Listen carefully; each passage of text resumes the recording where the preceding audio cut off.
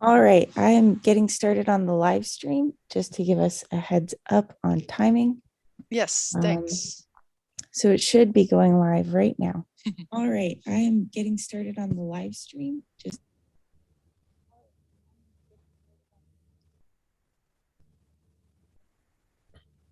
And I think we are live. So thank you everybody for watching this live stream on YouTube. And we're so happy to have you here and all of you joining and watching. So please allow me to quickly introduce this session, which is a session from the working group on psychological safety and sexual assault and harassment in the maritime sector, hosted by COPE, the Center for Ocean Policy and Economics. And today we are very, very delighted to have some people of this working group joining us in this live session on YouTube. And so we are really happy to have you watching. So if you are looking at this, then please feel free to make comments or ask questions also in the recording, because we are able to watch that back, to look that back. Yes, we will be happy to have an announcement also in this session. But before I do that, I would really like to introduce you to the panelists of today. So please let me start with Miss Anne Till. If you please like to introduce yourselves and tell a little bit about yourself, please. Hi everyone, and thanks for joining us again today, and thanks also to COPE for having set up this working group and the progress that we're already making. So I'm Anne Till. My day job is in the remotely operated vessel sector. However, I am a seafarer both at heart and consider myself still a seafarer. So I have quite a strong interest in this topic, and certainly a passion for it that has just grown over the 20-something years I've been in this industry now. And it really is a joy to help work on this working group, to give back, to try and make our industry safer, especially for women, but for all, because there's a lot of lessons I think that we can learn for minorities and all who are sailing on ships. So yeah, that's me in a nutshell. Happy to be here. Yes, thank you, and happy to have you, and for sharing your perspective. I think that's the nice thing about our group, that we can all share our perspective on the matter. So let's continue with Mr. Gordon Foote, and would you please introduce yourselves as well? Hi everybody out there, my name's Gordon Foote. You can tell by my accent that I'm English. I'm from the United Kingdom. I'm married, I've got 2 children and lucky to have 2 grandchildren as well. I'm a seafarer of 4 decades, and currently I'm sat on a ship in the Taiwan Straits working. And I work not on cargo or ro-ros or ferries, but actually in the critical infrastructure sector that involves oil and gas, also the renewables, which I'm currently doing on wind farms, but also I work with large environmental programs as well. I was invited to be part of the working group. I guess I'm a little bit outspoken. I double now and again with social media in support of women amongst a few agencies that I belong to and institutes that I belong to, are trying to promote diversity. But also the human-centric side, which is where psychological safety comes in. I was read up on that through safety mainly and through leadership angles, but it's all about just being kind and being a nice human being. And some of the aspects of social behavior of some people, you know, whether it's gender bias or religion, football teams even, or sexual orientation. I believe that everyone should live the life how they see is right for them, and you know, basically some of the people that have an opinion should keep it to themselves and let everyone live as they wish to be lived. So it's great to be part of a project that's putting this more into the now, but also hopefully going to affect the future, so that there won't be so much discrimination. And the seafaring world, unfortunately, is afflicted, like all industries, in that regard. You know, And I guess in some ways it's because we're in a closed environment. There is a hierarchy within that form of employment, which doesn't make reporting, shall we say, all that easy or fluid. And yeah, righting some wrongs in that respect to make sure that people do have a voice, and that's what psychological safety is about. Thank you for allowing me to take part today. Yeah, we're really happy to have you, Gordon. And I think you said that very nicely. And I think it comes down to that the ocean knows no borders in the end. You know, we're all human, and especially in the sea, you can really nicely see that sometimes. So thank you. And let's continue to the next panelist of our group today, and that's Miss Despina Bigfro. So please, would you like to introduce yourselves as well? Thank you, and thank you very much for setting this up. And I'm very happy, very delighted to be part of this project. I'm a health economist and senior lecturer in the University of Göteborg, Academy. My main interest, and I have been working a lot with work environment and how this influences people's seafarers' health. Especially, I'm interested to look at the parameters like policies, regulations, and rules, and how the implementation of this in the working environment influence seafarers' health. I find it an extremely fascinating issue because we talk about hard-to-reach population groups that are people far away from shore, and they are not seen. So it is difficult to have good performance and good working environment without taking into consideration their specific needs. Thank you very much. Thank you very much, and nice to have you as well. And I think you very nicely put that, and I think most people can agree. So please let me continue to the next one in our group, which is Miss Sanyom Gupta. So thank you for being here, and please introduce yourselves now if you like. Thank you so much. Namaste from India, everybody. My name is Sanjam Sahi Gupta, and I come from a seafaring family. My dad's a mariner, and I think I inherited his love for the sea.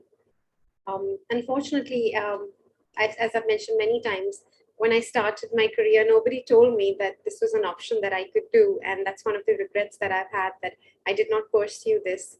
I've been working for 2 decades onshore in the family business, which is my day job. But what I'm really passionate about is for pushing change and diversity within the maritime industry. I came to start working on seafarer issues quite by chance. I was mentoring a lot of young women, and we came across some very horrific cases of harassment that took place on board vessels. And that was a real eye-opener for me. It was about a decade back. And that's when I said, not on my watch. And I felt that this is something that we all needed to do. And even though it was me as an individual, I felt that everyone can take those small baby steps. I feel very strongly about being able to contribute, to be able to drive change. And I think that if we all get together like this, this is exactly what we need. We need to get together. Each of us needs to do our bit. Individually, we might be really small. We might just be a drop in the ocean. But I think together we can really achieve the change. We can have we have this wonderful maritime industry that we're part of. We're proud to be part of. And we want to make sure it's safe for every single person. We don't want anyone to feel harassed. We don't want anyone to feel discriminated against. It has to be a safe place for everyone. And I really push for zero tolerance against any sort of discrimination. So thank you for including me in this discussion, and it's an honor to be here.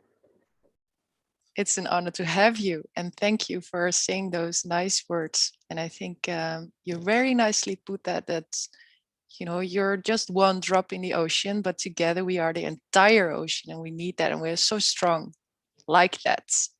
Yeah, so thank you. It was a nice one. So let us continue to the next one in our group, which is Miss Saleha Shaikh. I hope I will pronounce it correctly like that. So please introduce yourselves now if you like. Thank you. Hello, good day, everybody. Nice to see you. Nice to see you, Sanyom, as well here. As a representative of an ITF affiliated union, which is a Maritime Union of India, I work directly with women seafarers towards their welfare and seek to solve their grievances with respect to their employer companies and their work life at sea. I predominantly, I'm a seafarer's wife, and for the longest of time, I have the experience to see how seafarers function. And along the way, I realized the need to set up a women's wing, which was dealing with welfare of seafarers' families. And that's how I got connected to the Maritime Union of India. So as I worked with seafarers and their families, I realized that I also have a passion to coach people. And that's when I decided to take up coaching. Today, as a maritime coach, I hold one-to-one sessions with seafarers as well. I want to highlight that 4 years back, when I was speaking to a shipping company with respect to hiring women seafarers, the one thing that they got back saying that we don't want to hire women seafarers is because it's a big headache. So this had shocked me and angered me that one of the leading shipping companies could speak like this. And this was totally unacceptable. And this was put to me in a very unofficial way, mind you. What they didn't realize is that this headache was not going anywhere. It was only going to increase. And they need to stop calling it a headache in the first place. And secondly, learn to deal with it. Because if they cannot deal with it, then the problem lies with them as an organization.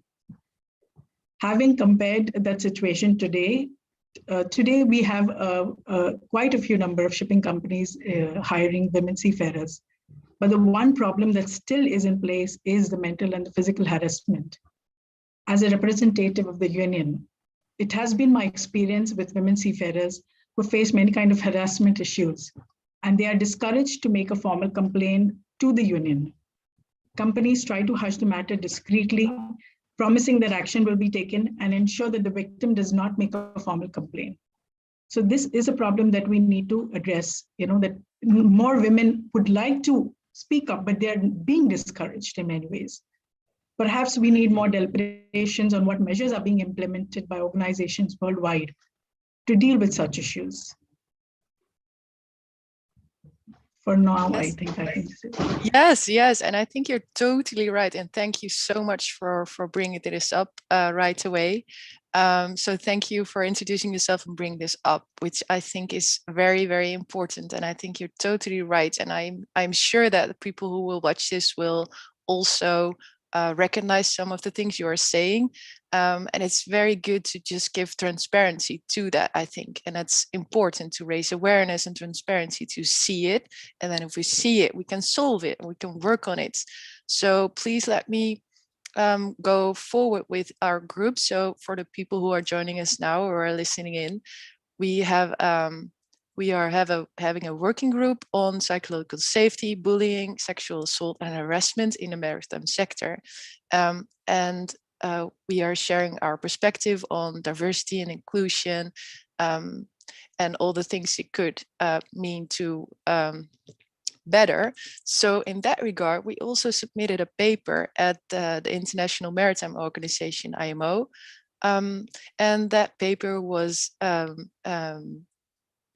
received and discussed, and it was actually discussed this week in the Maritime Safety Committee, MSC, and it was very nice to notice that everybody, all the member states and organizations within IMO received it as a topic which is really important, and everybody agreed on that some of these matters are not acceptable at all and that we need to do something. So I'm so happy and proud to announce that the MSC decided that this work is taking forward in a joint ILO-IMO working group, and it is discussed what needs to be done, and it is discussed what what is going on and how reporting should be, and also it is discussed what we need to do in the educational side. So the paper that we submitted proposed an amendment to the IMO model course on PSSR, so personal social responsibility, And it's so nice that we are having that now. And maybe I can ask the panel, Miss Antil, if she can maybe explain something about the need for training and the need for education in this regard, and why this is so important to start with education. So please, if you will, Miss. Thanks, Eva. I think in terms of PSSR, the clue is really in the title of personal safety and social responsibilities. And obviously, when PSSR was created, several decades ago now, social responsibilities probably meant a little bit different to what it did these days. We have made, as a society globally, big strides in the last few decades into how things like bullying, violence, sexual violence has been addressed. It's much less of a taboo. I volunteer also for a seafarers charity called Safer Waves, and we've had stories from males back in the 60s recounting tales of sexual violence against them. So this is nothing new, but it was certainly much more of a taboo then. And I can understand why, when PSSR syllabus was created, this wouldn't have become an important constituent part of PSSR. Although if you read the model course, you can see that throughout the thread of what PSSR aims to address, the topics that we are discussing today are very, very present. The actual model course itself addresses the very things that we need it to address. And I think the importance of training is that every seafarer on board a vessel undergoes basic safety training, of which PSSR is one of these courses. And we are an industry which is quite unusual. I won't say unique, but quite unusual in the fact that we do have this harmonized global standard of training of STCW. And we can be proud of that. And that gives us an opportunity to have this minimum standard, regardless of where in the world a seafarer originates from. And to learn, in Western countries, a lot of school children undergo sort of personal health and social type lessons at school, not so much maybe in other countries. In other countries, you can have seafarers going to sea who may never have met somebody of a different race or a different sexual orientation. So the global seafarer workforce comes from very different baselines. And also, even within nations, there are different levels of tolerance, and it cannot be a bad thing to teach these basic social factors. We can see that human factor assessment is getting more and more ingrained in our industry. It's now incorporated into SIRE inspections. There's an entire element in TMSA to do with human factors. We've seen mental health first aid training is given to some cadets now as standard, which is an excellent initiative. But having those skills in psychological safety shouldn't actually be potluck on where you trained or when you trained. These should be core skills that seafarers are given, because it's a toolbox, and this is what can keep people safe, which is the aim of PSSR. And I think it's normal that we need to keep training and keep, especially the PSSR syllabus, relevant. And to do that, it needs to support a diverse, safe workplace for all seafarers. And to me, one of the best ways to do that is by training. When I was at sea, I didn't know who to report sexual violence to. I hear stories from women that I mentor that say that's still the case today, that they don't know. I didn't know how to support a colleague in distress. I could have learned more about tolerance and acceptance for sure. I was probably well into my 30s when I learned what a threat response was more than just fight or flight. And there's actually 5 different threat responses. And that simple piece of knowledge that I learned in my 30s, if I'd have learned that before I went on my first ship or my second ship, could have really helped me navigate through some difficult times as a woman on board a vessel. So for me, it's important that training, it can often be seen as another training burden, and psychological safety and skills could be fluffy or irrelevant for seafarers. And I disagree with that. I really believe this could save a life. And this can also help prevent harm for a lot of seafarers. So that is why I'm so passionate about this case for training. Thank you. And I think you are totally right. It's just the basis, right? It's the basis of how we behave with each other. And if that means that somebody can be more safe, then we all have the responsibility, I think. And maybe somebody else from the panel would like to say something about that, or yes, Gordon? Yes, I think as Anne rightly says, education is everything. And from a white male Western environment, we think, oh, we're educated, everything's great. But unfortunately, it's not. And we're all different. So it doesn't really matter what nation or what color passport you've got or your cultural background. When you think of the basics of humankind, we're brought up through our early years by our parents, mother or father, or mother and mother, you know, and how we relate to that and how we look at the big wide world outside us, it has a real big difference in our makeup as a person when we go out into the big wide world of work. So I think, like, where there are difficulties or troubles or challenges with some people, you can always take it back, I think, mostly to their early years education and their childhood, because that's where suddenly you get inbuilt stereotypes. You have opinions which may not be yours, or they could be later in life, but they're built upon what your parents have put your way. So as generations move on, you can see, even within sort of Western cultures, that there becomes more tolerance, more understanding of other cultures. I guess I'm fortunate in some ways. I was brought up in a city school in London, but it was very multicultural and totally diverse. And from an early childhood, when I was in a rural area and then to a city, it was quite alarming. But I was fortunate, I guess I had the blend of those two forms of education and understood then other people's cultures. And don't get me wrong, there are nations that respect or reflect on women in a different context sometimes than Western eyes or Western minds would do. And, you know, that's not wrong, that's not right. It's just how it is around the world. It would be very boring if we were all the same. But what I'm trying to get to here is that when you take that all as a package, you know, it doesn't matter, like I say, what passport you've got, or what ship you're joining, where you join that ship, what flag it flies under. We're all humans at the end of the day. So the education that we've got, we bring that into a much smaller environment and a closed environment on a ship. And that's where respect and tolerance has to play a big part. So my early maritime career was actually with the Royal Navy. So it was defense. And actually I was in a submarine, which was 100% male orientated. But within that environment, even though there was no gender difference, if you like, or there was an all male environment, you had to get on, you had to have a higher threshold of tolerance. You had to understand other people, their psychology, and the psychology of working in small teams in a very closed environment.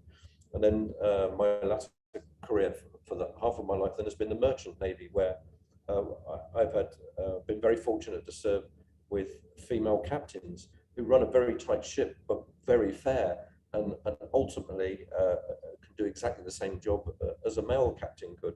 And I can count on more than two hands the male captains that I've served with, who, shall we say, were not of the same caliber, but nonetheless, as we move forward, and it is a shame again that we're having to use bureaucracy, but bureaucracy and all this administration, the working groups that we're talking about, is a way of bringing it to the wider world. So that's where it's correct, and that's where you know, within the IMO and with all nations and flags of all different vessels, they'll all the seafarers that go to sea will all have an understanding and a base knowledge of, you know, what that level is and what's accepted and what's not accepted. And the sooner we get there, the better.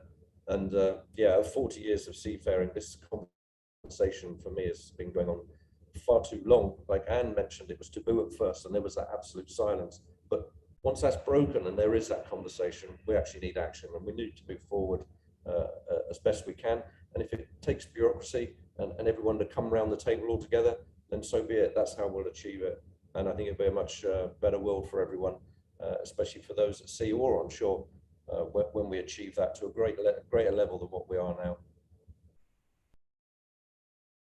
Yeah, thank you. And I think you're totally right. And I think it's good to refer to the main purpose of this working group we have right now, because our working group is working on this project in order to provide solutions to build on an international framework. So we use the work which was done in the bureaucracy, like you said, like in the IMO and ILO, but we all agreed that it could not wait to take action. So we are already taking action. And I think that's the nicest thing ever. And I think that if you all agree, we have to try and make this live sessions on YouTube more often, because then we also can include the people who are watching this. So please be free to send us messages or leave comments, or because it's so good to open up this discussion and to see what's going on and see what's needed and just hear the perspectives of other people. I think you might agree with me on that. And so I have a few questions left for you, and one of them is in this regard,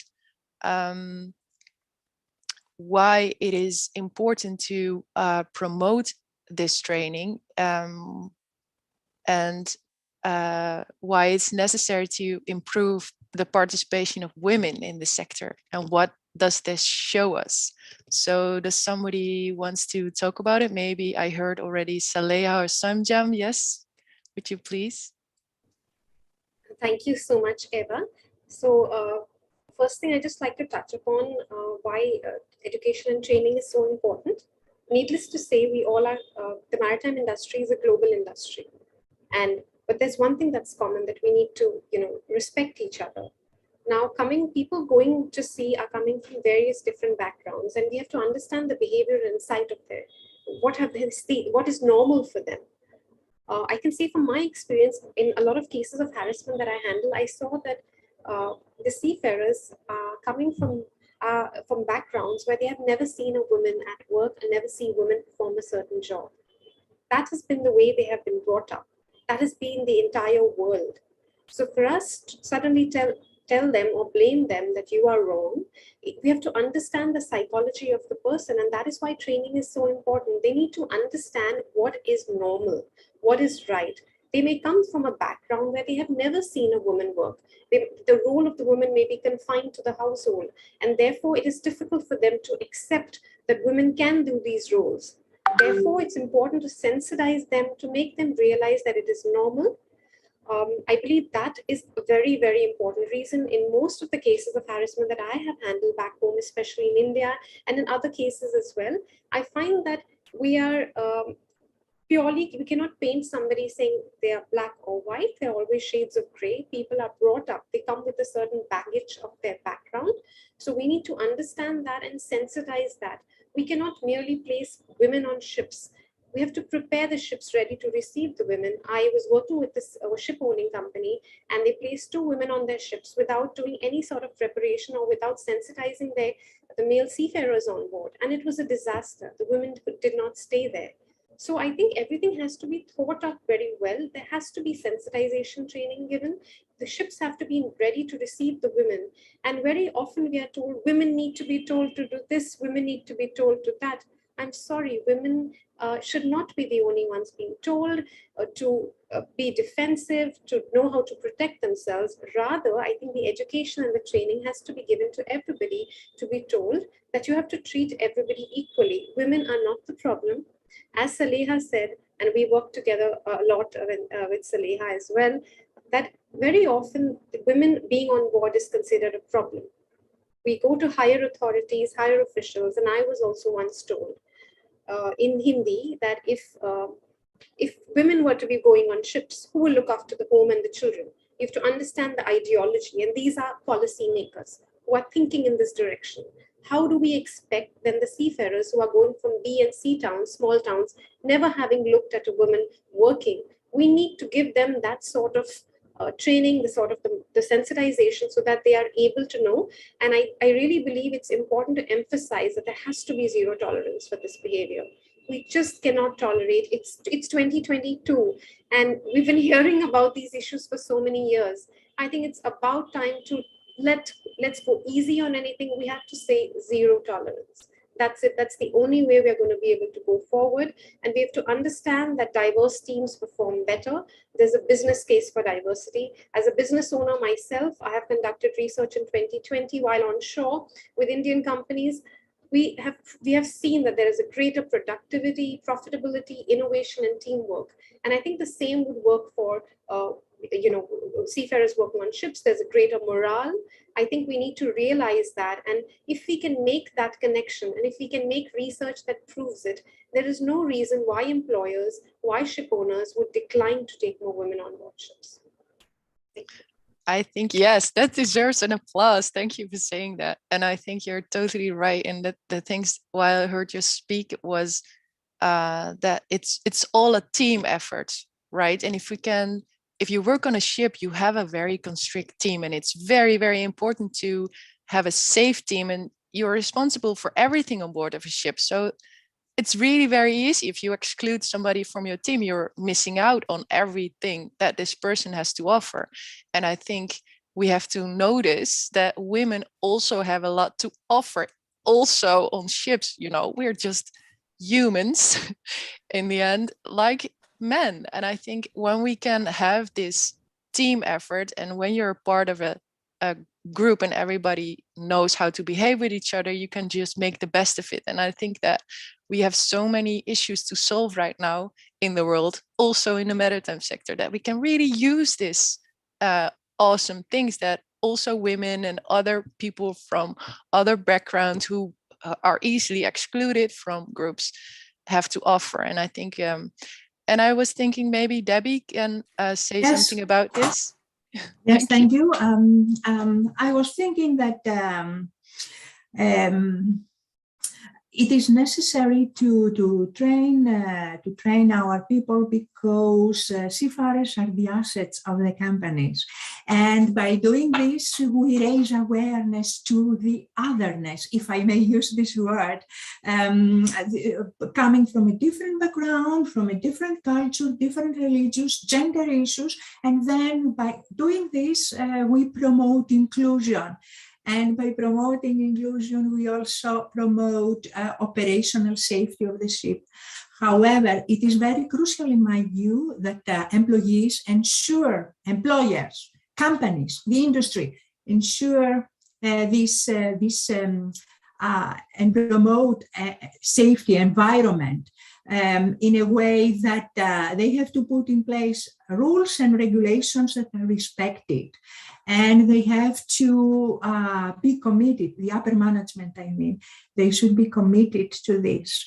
Report, receive complaints, take action, and come back with the results of this action, so that they really make their people feel safe, feel trusted, and be satisfied with the working environment. Thank you. Yes, no, thank you for bringing that up, and also pointing us towards the responsibility that we have on shore for the people who work at sea. I think that's also very important to note. And while we are proceeding, I just want to let people know who are currently listening or watching this, that you have the availability to comment and ask questions if you like. Also, once this live session is ended, because we really want to know what you're thinking, and we want to be transparent about what the group is doing and what the discussions are within our working group. But we also would really like to hear from you. So if you have a question, then please let us know and try to answer.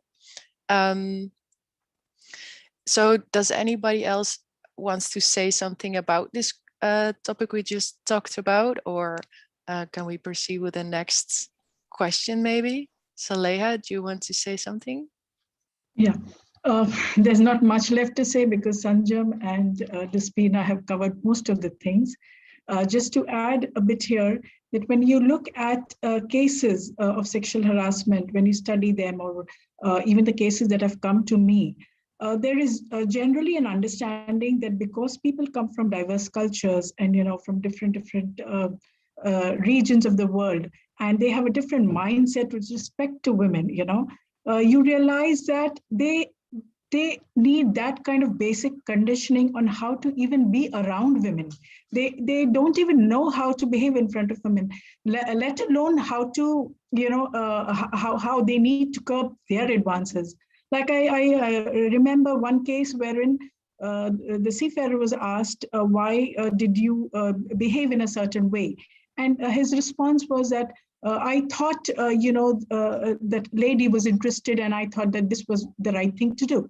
So that kind of awareness is very, very important, which I think these kind of courses and the changes that we will bring with these courses are extremely crucial for a lot of people who are probably not even trained, or who don't understand even the basics of how you need to behave with other people around you. So that's something I wanted to know.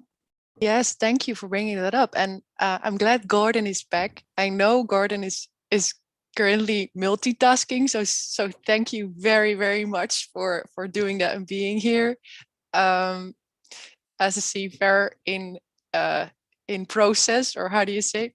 And I would really like to hear from you, Gordon, because we touched on some stuff in here relating to women in the sector and why it is important to include the problems we see there. And I think it shows us something. And the question I want to ask you about that is why this is important for operational safety on board of a ship. Because I think we can see how the operational side of safety is focusing, like, for example, wearing a helmet or using certain colors, or, but it's also about behavior, because if you won't allow people to wear a helmet in the first place, and this is not a real example or something, but it has a mental aspect and a psychological aspect as well. So have you noticed that on board, or do you have something to share with us about that, or your view? I guess I think I could say I've been really lucky in my industry. There is that acceptance. I think it's because I don't say this is the ultimate reason, but we have women that have come through STEM subjects. So we have scientists, we have marine mammal observers, oceanographers, hydrographic surveyors, structural engineers, NTD and quality engineers that are women. And like I've mentioned before, masters of vessels that I've served on are female. And I think there comes some form of respect with that. And I'm not saying that our ships are sort of all one nation. Currently, the vessel I'm on has got 135 people. There must be around the 25 to 28 different nationalities on here. So although English is spoken as a first language, there was obviously multiple different tongues. And we're doing technical tasks all the time. So when we get a field engineer that's a female, or currently one of the contractors has a superintendent that's a female, it's not a big deal for the guys. And I think that's also something I can remark on oil platforms, oil and gas platforms, although I don't work on them myself. The helicopters that take them out, there's pretty much the mixed bunch. So we've probably got above the average percentage-wise of females in the maritime, in my specific industry specialization, but by far it could be a lot more. And yeah, on some of the geotechnical drilling ships that I've been on, pink hard hats, the rigger, and two right as well. So the fact that they actually produce pink hard hats as well is fantastic. So why can't we have them all different colors? I know some within the industry have green hats because you're new on there, and that's good. You can pick people out, so whether they're on a deck or a congested construction area at sea, they can be pointed out, and then people can help them find their way or where they need to go, or give them assistance if they need it. But as far as the other pink coloured of helmets and that go, pink's fine as well. So I'm not saying there's a reason why it's so much better or we get in, because don't get me wrong, some of the ships that we operate on are quite old as well. So they might not have toilet facilities or sanitary areas, and they're not, shall I say, inclusive to all aspects of our needs, however different they might be. And some of the hygiene levels in some of these areas, when it's been a predominantly male environment, that's not to everyone's taste. It isn't to mine either. So in some ways, that we can pick up on items like that. But like Sanyom was also raising, and that started with Dan about the education. I think most of the education has to be directed at the males that are in the industry now. Primarily, like Sanyom was saying, that through what she was recounting, that a lot of the negatives that were coming back to her, where were they coming from? They weren't coming from females, were they? They were coming from males that had been in the industry a long time, were set in their ways maybe, or had these preconceptions or stereotypes, or even if they weren't serving at sea themselves now, had this in their mind that they wouldn't be accepted on seagoing vessels. And another unfortunate thing with that is a lot of these manning, crewing agencies, the leadership, a lot of the CEOs or the boards, you know, you only see on TV, whatever nation you happen to be in, it's predominantly males that are on these boards, that are the directors, the managers, that are in the senior leadership positions. I'm very pleased to say that, you know, like this group here, a lot of female leaders and those from the session yesterday as well, it's very encouraging that they have this voice, and rightly so. But some of the male voices out there we could really do without. So some of that education is going to come through, and yes, it'll take time. You know, you can see it as a sort of generational thing, but hopefully things will only get better. But yeah, I think also I work through Inspiring the Future, which is the next generation. I'm working with children and not educating them, but telling them about our life's journey, our life's path, and what our industry is like. And I'm always pleasantly received, and they love asking all the many questions. And a lot that I talk about is, you know, women can be structural engineers, they can be reservoir engineers, they can be helicopter pilots, all the things that the jobs that are involved with us. You know, and if they're oceanographers and they're marine mammal observers or scientists working in those sort of fields, women can do all these things, and there's no barriers to it whatsoever. You've just got to have the vision, broaden your horizons, look over the horizons and see that there's so many fantastic jobs that women can do as well, if not better sometimes than their male counterparts. So, you know, encouraging them to get out there and do it. So I think the diversity blended over the next few years will become a lot more apparent, I believe. And that's not just the seagoing roles, but also the shore roles, because a lot of women that are on seagoing roles now, you know, as they transition through life, like males do as well, there comes a point in time where they want to spend some time on shore. They're looking for an onshore job, and a lot more females will start moving into those positions. And some of them that are related to crewing agencies or ship management companies, or even in the flag, they will be making much better decisions, I believe, so that can be integrated. And I think when we mentioned about the items of safety and psychological safety, but if we just stick with the safety part, you know, you say two minds are better than one. You know, if you're more within the genders, more balanced than that, you know, you can get all those different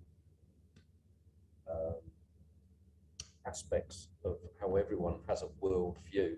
So whether it be male or female, that greater blend that you're getting with the mix in the pot, it does open people's ears and eyes and stop some of those misconceptions. And I've seen it especially during the pandemic, because we've always suffered to some degree or other with our well-being, being away from our family, our loved ones, and the lack of communication sometimes, that mental health and well-being became a hot topic, if you like. And previously, when that had been taboo, it got spoken at very high levels, and people started discussing it.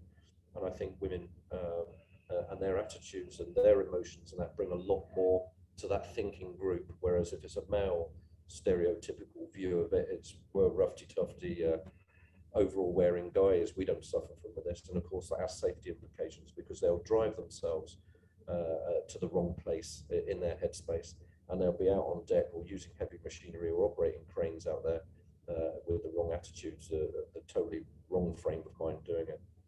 And I think that, you know, again, I'm using a stereotype, but the sensibilities of women might say, well, that's not right, I wouldn't want to do that. You know, we have to think about this a bit better. And as long as that voice is even heard, then the males around will think, oh yeah, why am I pushing myself this? I get paid the same money at that. Well, why am I nearly killing myself doing this job? And there's got to be a better way to do it. And I think the blend of all those different viewpoints, making a worldview within the maritime. It needs an injection of change from the male-dominated area, where women can put some of their skills of, scientifically, if you like. I'm not using stereotype, but scientifically, they're more empathetic and not going to push themselves to those limits without reasonable questioning. Yeah, well, I think you touched upon so much important stuff in there, Gordon. So thank you so much for that. And the thing I wanted to start with is that you mentioned that leadership is very important in this. And I think we can all agree on that. And a different kind of leadership maybe also. And yesterday we had another live session with some leaders of this industry as well. So we had a delegation, IMO delegation of Saudi Arabia and the IMO delegation of Kenya with the ambassador even. So if you are interested in looking that back, if you watch this, then please look it up and see that one as well from yesterday, because we touched upon leadership a lot in that discussion. And it's also what I hear you say is a thing that I recognized very, very much. And I think it's very, very important in that respect as well, is that I was a seafarer myself as well, a dual license one. So I worked in the engine room as well as on deck and on the bridge. And when I stopped sailing, it just annoyed me that nobody knew that it was even possible to work at sea. Let alone to work at sea as a lady, as a woman. So I went and visited schools, primary schools, to tell something about how it is like to work on a ship and what exactly a ship is doing. So the first thing I said was, ships are bringing all the stuff you buy. And that was like an awareness I thought was going to be for kids, but it turned out that even the adults didn't know that. So that was point one. But the second thing was that all the children in the classrooms, and it was never an exception. They first thought, when I walked in, they first thought that I was just another teacher saying something about the maritime sector. So they were just a little bit disappointed. So, I thought we were having a real seaman in here in our class today, and now we are having another teacher.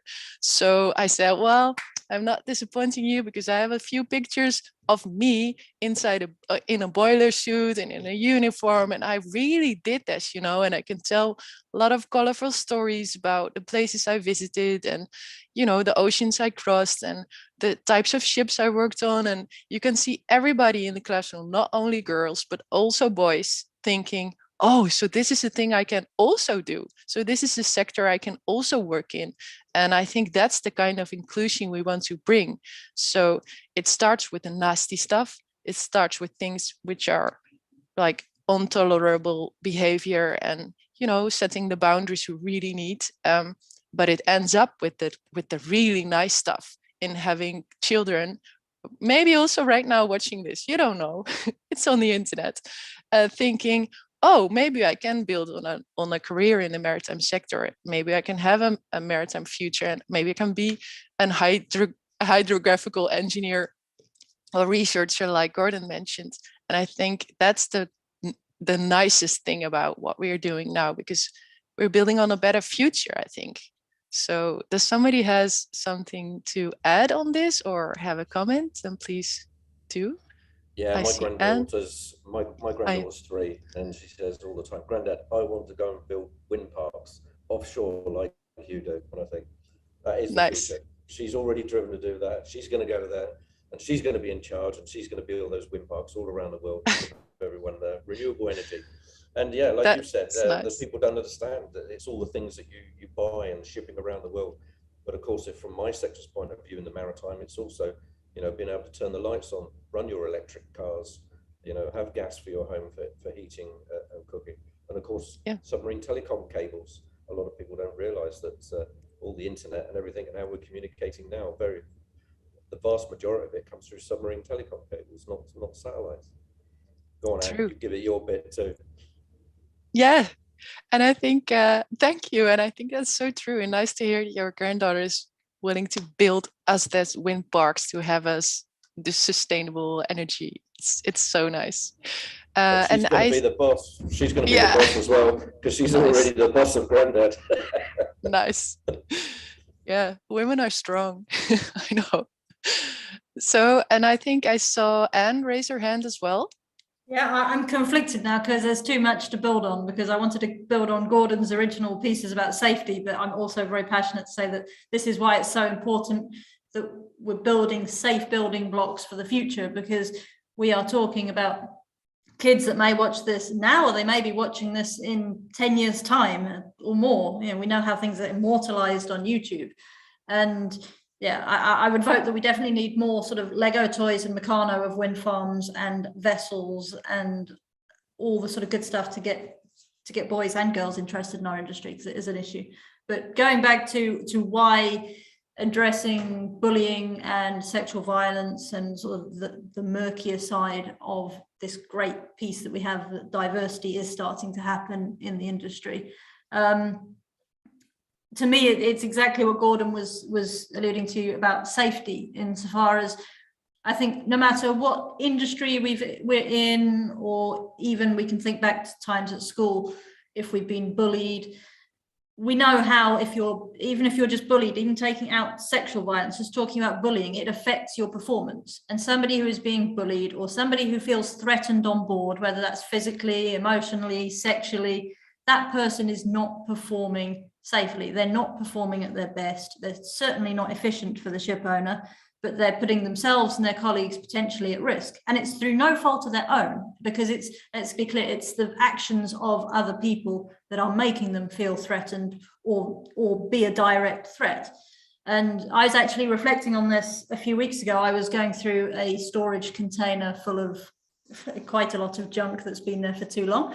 And one of the things I found there was some of my old cadet notebooks. And I was leafing through these notebooks, and there's the usual, there's tank soundings, there's gyro errors, there's cargo loading times. And then I saw there were pages where I'd been scribbling quotes of quite derogatory things that were said to me, some of which were of a sexual nature. Some were just plain simple bullying. And I thought back to that ship, and I know I did not learn as much as I should have done as a cadet on that ship, and it was a particularly difficult ship. And I was reflecting that I was not safe for a lot of time on that ship, whether it was safe in a personal sense, insofar as my personal safety was threatened on that ship in a number of ways, but also safe from a more sort of holistic view of safety, that every time I went out on the deck, if I went to the mooring station, if I was on the wheel in pilotage up the Mississippi River, I was not 100% focused on the job, because I was scared of people around me, and I had all these intrusive thoughts in my head, which are a natural, again, it's a natural trauma response, but that was my reality. So it's not just the effect it has on people, it's the effect, and that's a long-term effect as well as a short-term effect, of course, but it is the direct risk to safety of the vessel, of people on board. Gordon was talking about crane drivers, for instance. There's a classic one. If you have a crane driver who's feeling threatened, who's being sexually threatened, for example, and then they're on a shift overboarding a jumper, for example, on board, not only have you got a very expensive asset that you're struggling potentially to concentrate on, you have people on the back deck that you can very easily, unfortunately, cause fatalities of.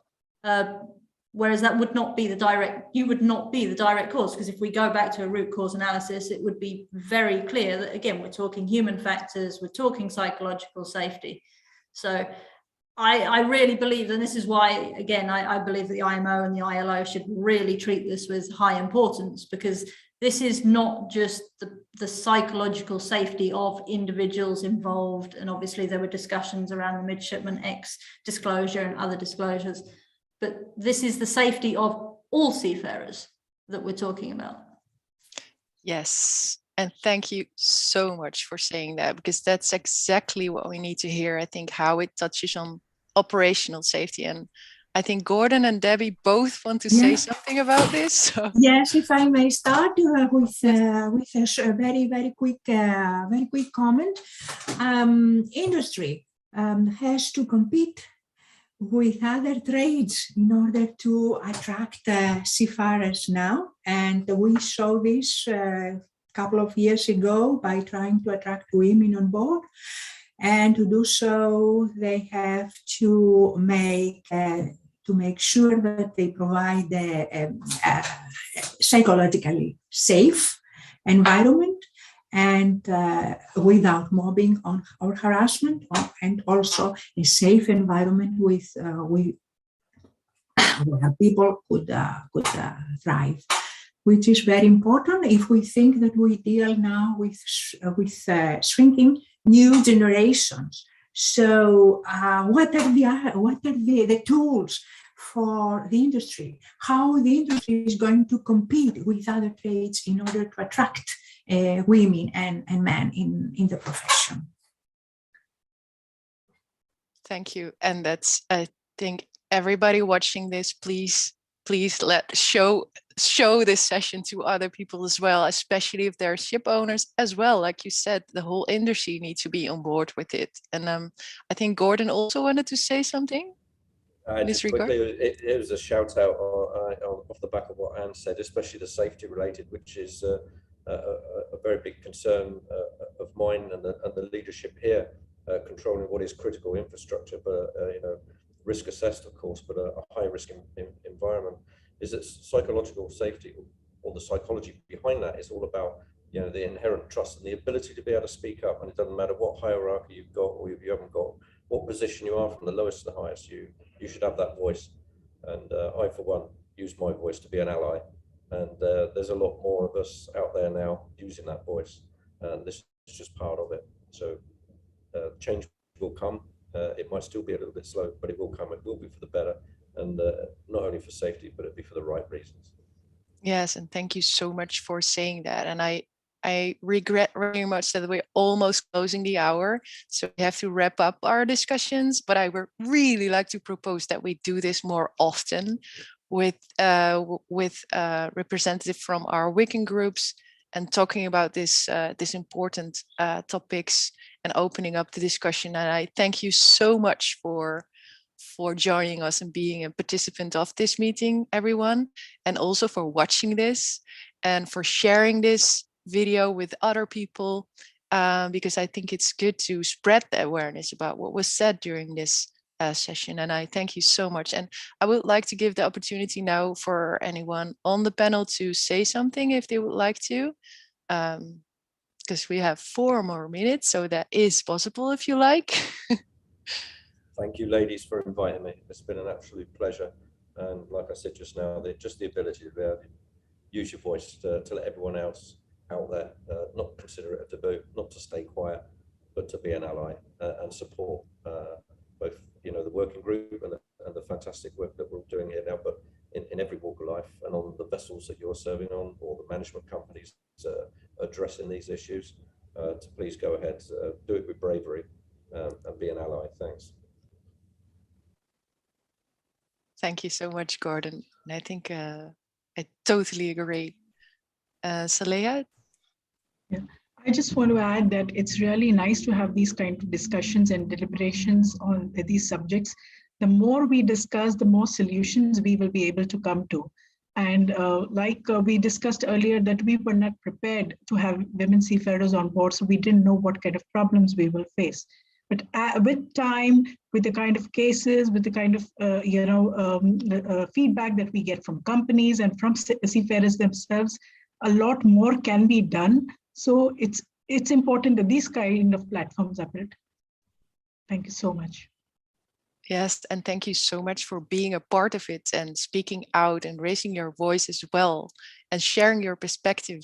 And that counts for everybody in the working group and also on this live webinar on YouTube. So thank you so much for joining us.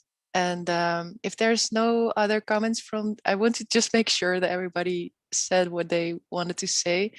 Okay, so thank you so much. And thank you also for watching and listening to this YouTube webinar. And please make sure you follow us on the social channels and on YouTube, so you will make sure that you are informed about our work. You can also find all information about the COPE working group and the topics we work on. You can take a look at all of our meeting notes on the website of COPE, which is the Center for Ocean Policy and Economics. The website is thecope.org, and in there you can just find everything if you are interested.